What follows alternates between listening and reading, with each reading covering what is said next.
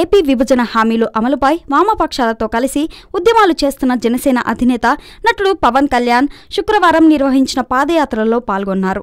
విజయవాడలోని Benz circle నుంచి రాంవరప్పాడు వరకు జాతీయ రహదారిపై కమ్యూనిస్టు నేతలతో కలిసి పవన్ పాదయాత్ర చేశారు.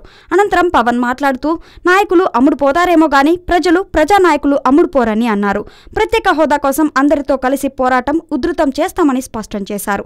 విభజన సమయంలో ఆస్తులను తెలంగాణకు, అప్పులను ఆంధ్రాకు ఇచ్చారని, పార్లమెంటు సాక్షిగా ఇచ్చిన ప్రత్యేక హోదా హామీని నెరవేర్చాల్సిన బాధ్యత కేంద్రంపై ఉందన్నారు. ప్రత్యేక హోదాపై కేంద్రం మాట మార్చిందని, ప్రత్యేక ప్యాకేజీ ఇస్తామని చెప్పింది. అన్ని రాష్ట్రాలకు ఇచ్చే నిధులనే పేరు మార్చి ప్యాకేజీ అన్నారు. విభజన హామీలు కేంద్రం అమలు చేస్తోందని కొన్ని రోజులు వేచి చూశాం అని పవన్ అన్నారు. అయితే ఈ పాదయాత్రలో సిపిఎం నేత మధు కూడా పాల్గొనడం జరిగింది.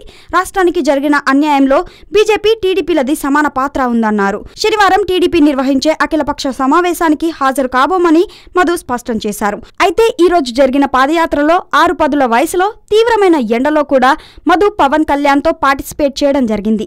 అక్కడ ఎండకు తీవ్రమైన చెమటతో మధు షర్ట్ తడిచిపోవడంతో విప్పి భుజాన వేసుకుంటే పక్కనే ఉన్న పవన్ కళ్యాణ్ అతడి చెమట చొక్కాని తన చేతులపై వేసుకున్నాడు. ఈ సంఘటనకి ఆశ్చర్యపోయిన మధు షర్ట్ ఇవ్వమని అడగగా పవన్ నేను ఇవ్వను, నీ చెమటను మోస్తాను అని తన సైగలతో మధు చొక్కాను పవన్ మోయడంతో అక్కడున్న అభిమానులు కేకలతో ఆ రోడ్డు మొత్తం మారు మోగిపోయింది.